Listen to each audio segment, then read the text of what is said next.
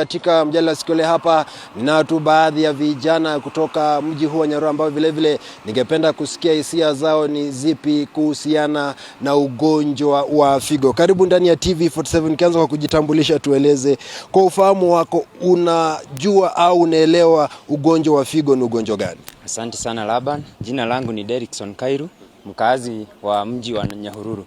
Ninavyoelewa ugonjwa wa figo ni kwamba figo ni sehemu moja katika mwili na figo husababishwa na magonjwa mengi.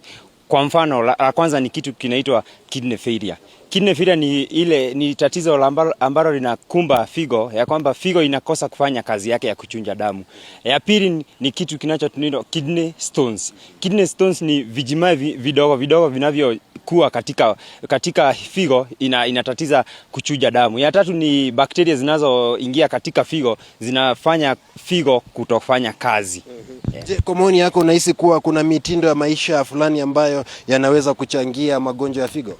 Kwa kweli wananchi wamezoea sana kukaa katika mambo ambayo tunaita lifestyle. Lifestyle ni jambo la kwanza ambalo limefanya wananchi kupata ugonjwa wa figo. La pili ni watu wamekula chumvi kwa wingi sana.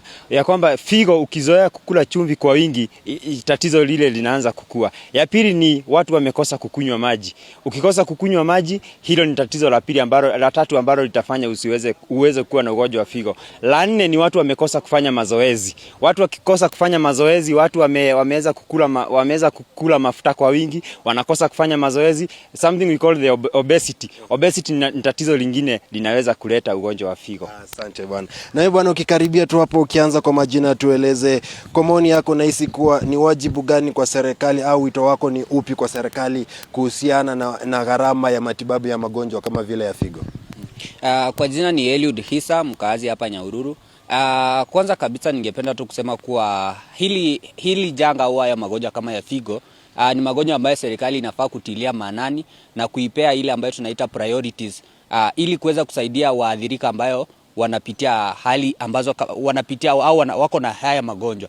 Na ningependa tu kurai serikali ya kwamba ikaweze kurahisisha zile vifaa na kuweza kuhakikisha kuwa wagonjwa au watu ambao wana shida ya figo wanapata huduma kwa urahisi, ili wakaweze kusaidika kwa njia ambayo inastahili. Na pia ningependa kuomba serikali, kwa sababu haya magonjwa mwenzangu ameongelea lifestyle, ikaweze kucreate kitu inaitwa awareness, wakaweze kuelimisha wananchi kuweza kujua ni vipi wanaweza jizuia au ni vipi wanaweza avoid kupata matatizo kama ya figo.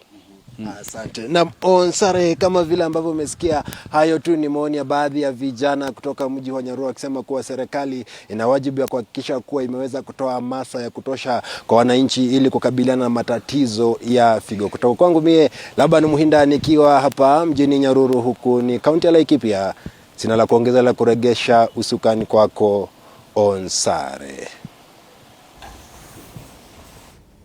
Naam, shukran sana Laban Muhinda kwa tathmini hiyo, ukizungumza na vijana haswa kutoka maeneo haya ya Nyahururu, kaunti ya